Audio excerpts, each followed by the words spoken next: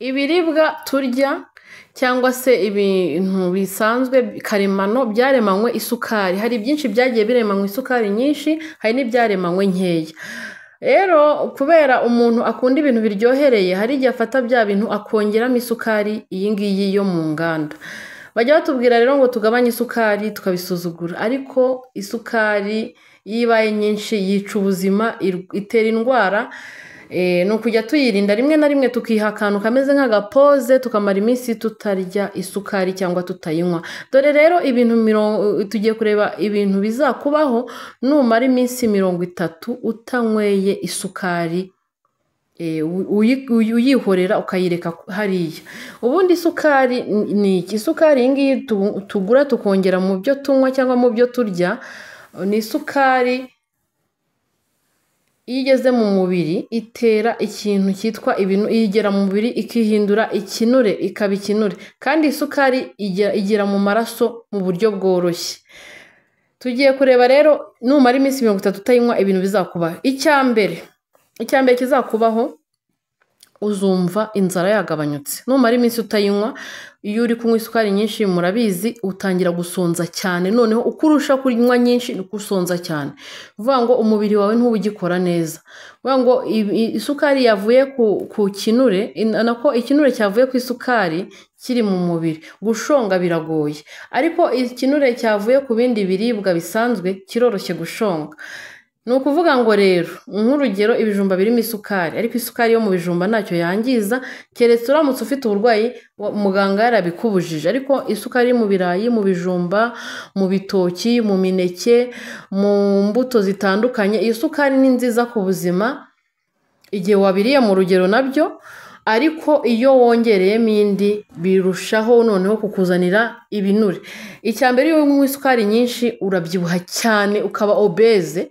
Ikindi, unywa isukari nyinshi urarwara za diyabete, urwara imivuduko, ugira gute. Rero tugiye kureba ikintu cya mbere kizakubaho, uzagabanya gusonza. Iyo utakiri kunywa isukari nyinshi, inzara iragabanyuka mu mubiri.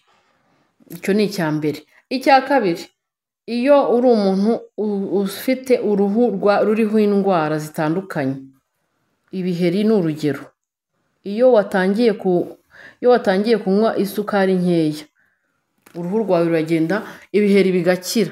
Iyo uyiretse iminsi 30, ndabikwijeje, ibiheri numenya aho bigiye birumuka ukayoberwa aho bigiye. Udusebe wari ufite ku ruhu turashira, uruhu rwawe ruhita ruba rwiza, ukagenda ugahinduka neza. Kubera iyihe mpamvu? Uzare nk'abantu barwaye diyabete, nk'iyo arwaye igisebe ntabwo gipfa gukira. Ni ukuvuga ngo isukari ari nyinshi mu mubiri ntabwo ibisebe bikira vuba, ariko iyo uyihagaritse ukayirekaho gatoya, umubiri urikizaho ubwawo. Icya gatatu, iyo wagabanyije kunywa isukari, iyo umaze iminsi 30 utanywa isukari, ikintu cya mbere wumva ufite imbaraga. Wumva ufite imbaraga mu mubiri ziteye ubwoba, ukumva urakomeye. Kubera iyihe mpamvu? Iyo wagabanyije isukari, umubiri wishakamo imbaraga. Kandi umubiri iyo utari kuba ibintu by'isukari, ufata bya bisukari wabitse mu mubiri bigatangira gushonga. Niyo mpamvu wumva ufite imbaraga ukumva ukomeye.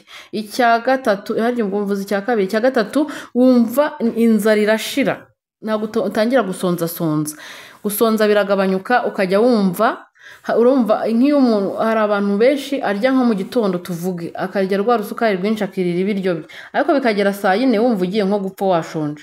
Iyo wagabanyije isukari, wagabanyije kuyinywa no kuyirya no kuyongera mu biryo, wumva inzara iragabanyuka, kuryagagura bikagabanuka.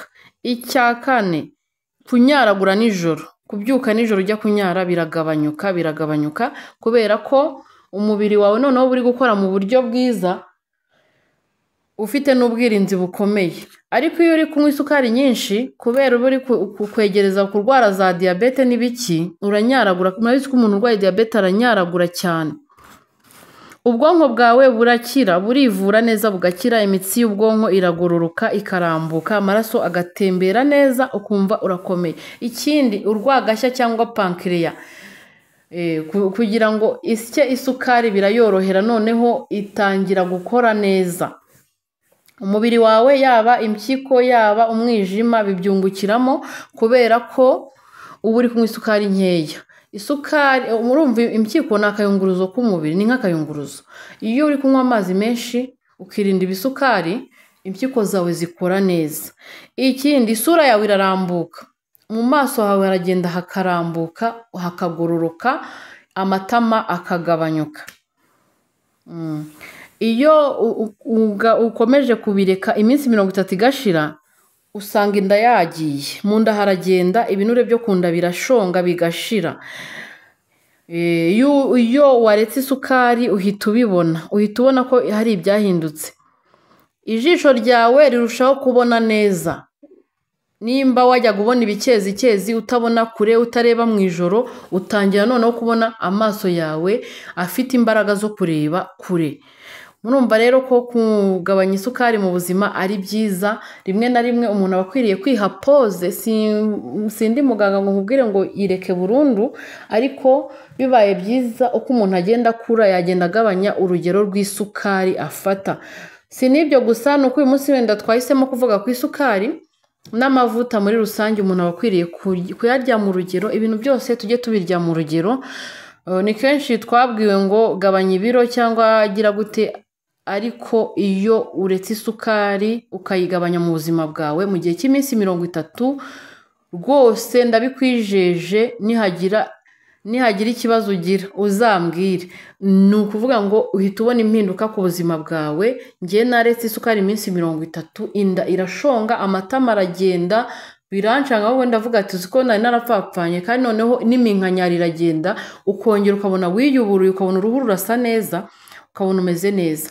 Ni byiza rero ku bagabo n'abagore kwiyitaho, ni ingenzi, aho kugira ngo bibe ngombwa ko tujye kwa muganga ngo batubwire ngo reka isukari. Wakabaye wowe ujya wiha pause rimwe na rimwe, nubwo utafata iminsi 30, byibura ugafata rimwe mu cyumweru, ukavuga ngo iki cyumweru ngiye kukimara ntanywa isukari. Ukiha challenge ukavuga ngo ngiye kumara icyumweru ntanywa isukari, ntayongera mu biryo, njye ibirimo isukari naturelle yizanye karemano byaremanywe.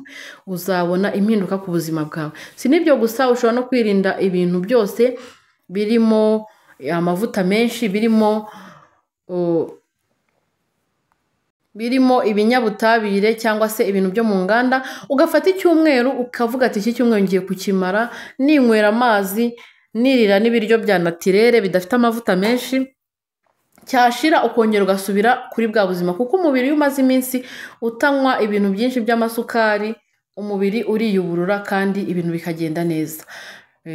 Nimba ukunze iyi video, ukore subscribe, ukore like, ukore comment, utubwire video wifuza ko tuzabakorera ubutaha, kandi usharinge ku nshuti zawe cyangwa se ku bantu uzi, ubasharinge iyi video kugira ngo ibagereho nabo. Niba ushaka rero kugira ubuzima bwiza, jya wita ku buzima bwawe. Si ngombwa ko muganga arinda kukubwira ngo reka ibi. Murakoze cyane, mugire ibihe byiza.